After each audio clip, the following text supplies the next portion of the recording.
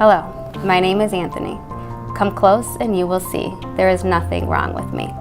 No need to stare, it's just a chair. It lets me move without a care.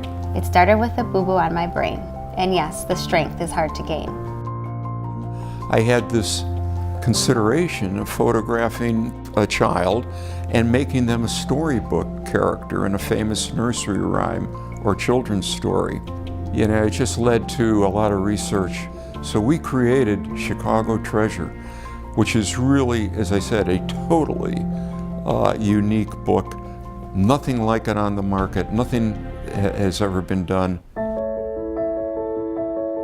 You know, here's what I want to do. What do you think about photographing kids with disabilities? And she said, Larry, if you do that, I want you to remember one thing. Include them, but don't distinguish them. So yes, it would be a wonderful thing to have these kids with disabilities, but don't distinguish them from other kids, which at first was my first thought. I would say, oh, this child had cerebral palsy, or this child, you know, was not able to walk for other reasons. And she said, no, you include them. And I never forget those words. I was very excited. I was surprised, very surprised.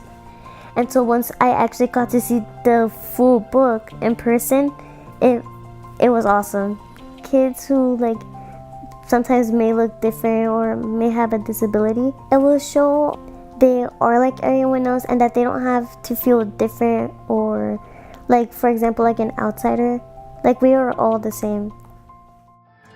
I think seeing Anthony as a character surrounded by really cool illustrations and all of the other kids with all the other disabilities and what he was able to create and his imagination is outstanding.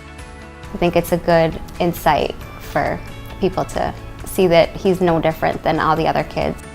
They're people, you know? So it's just, you know, looking at this whole situation in a different lens.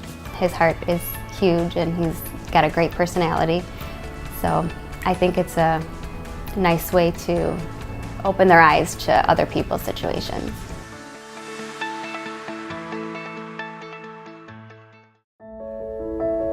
I had finished photographing Rochelle. Her mother came to pick her up in school.